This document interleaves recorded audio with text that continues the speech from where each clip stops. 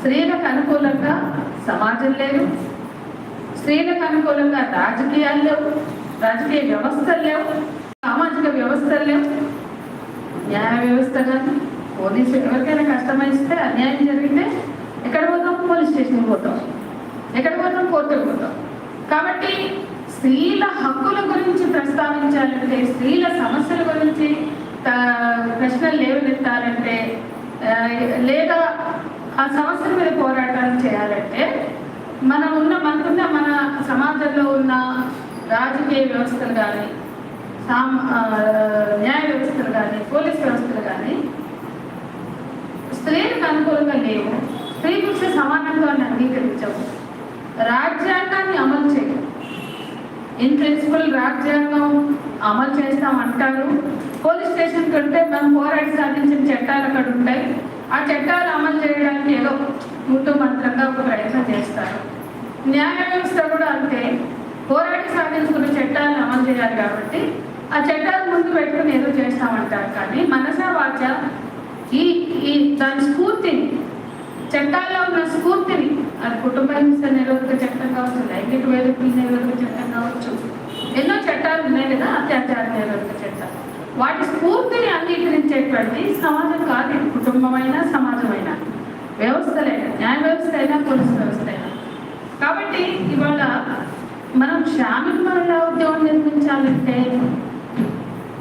ఆ అవగాహన అన్ని వైపుల నుంచి అవగాహన పెంచుకోవాలి. ఈ క్లాసులు పొద్దున్న నుంచి ఒక రోజు నిర్వహించిన క్లాసులు మీకు ఐడియా కల్పించడానికి, కానీ మీరు కృషి చేసే, మీరు శ్రామిక మహిళా నాయకత్వం మన మన ఎఫ్టీ ఆధ్వర్యంలో దాన్ని అభివృద్ధి చేయాలంటే శ్రామిక మహిళా నాయకత్వాన్ని మీరు దాన్ని ఇంకా ఆలోచించాలి, అర్థం చేసుకోవాలి, అధ్యయనం చేయాలి. ఇవి చాలా ముఖ్యం.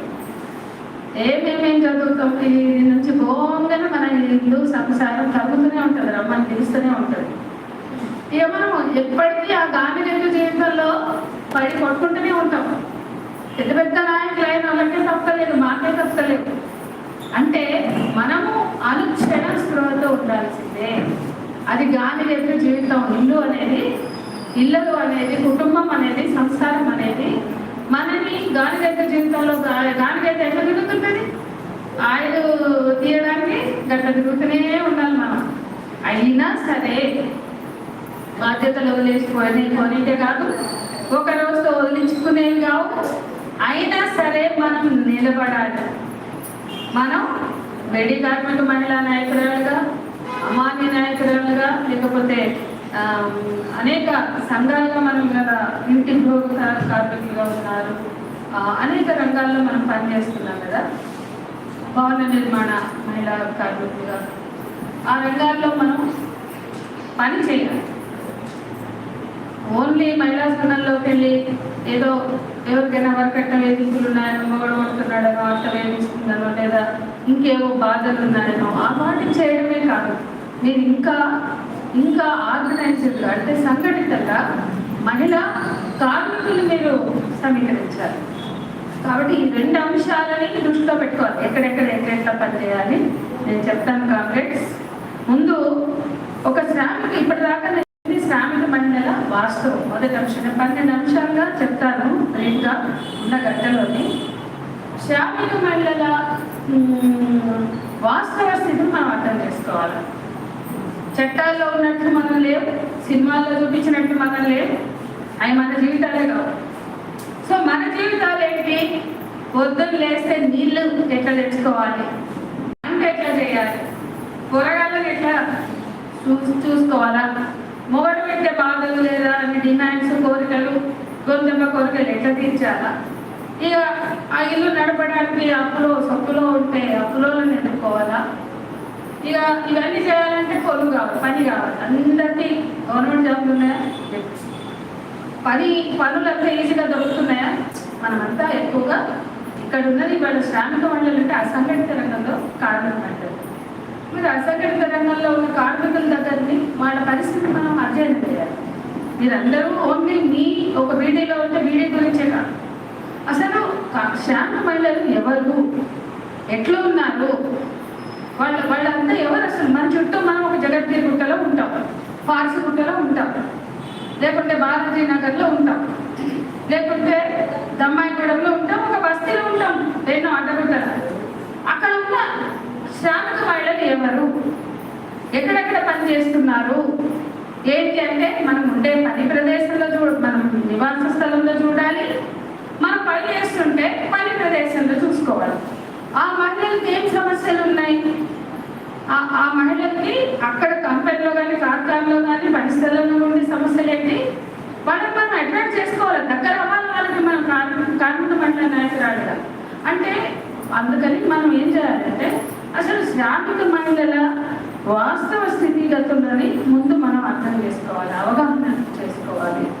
అట్లా చేసుకున్నప్పుడు అంటే శ్రామిక మహిళల జీవనాన్ని అర్థం చేసుకోకుండా శ్రామిక మహిళల్ని సమీకరించడం అనేది సాధ్యం కాదు. ఏదో అందరూ కష్టపడి చేసి పెట్టిన యూనియన్లను నడపడమే అయితే తప్ప మనము మన చుట్టూ ఇప్పుడు జీడిమెట్ల ఏరియాలో ఒక ఫ్యాక్టరీ పనిచేస్తుంది, ఒక ఫ్యాక్టరీ ఉంటుంది, అంటే ఒక 50 మంది ఆడవాళ్ళు పనిచేస్తారు. కానీ మహిళా నాయకురాళ్ళు అనే వాళ్ళు ఆ ఫ్యాక్టరీ దగ్గరికి వెళ్ళి అక్క ఏం పని చేస్తున్నావు, ఏంటి నీ పరిస్థితి, నీ పని ఏంటి, ఎట్లుంది, మీ జీతాలు ఎట్లున్నాయి, మీకు వేతనాలు వస్తున్నాయా, కనీస వేతనాలు వస్తున్నాయా అని మనం అడగలిగారు.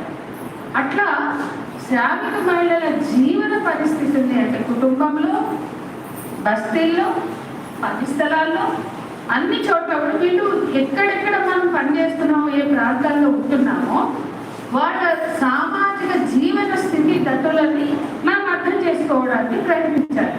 అప్పుడే వాళ్ళని మనం సమీకరించడానికి ఒక ప్రాతిపదిక అనేది మనకి అర్థమవుతుంది, ఏర్పడుతుంది.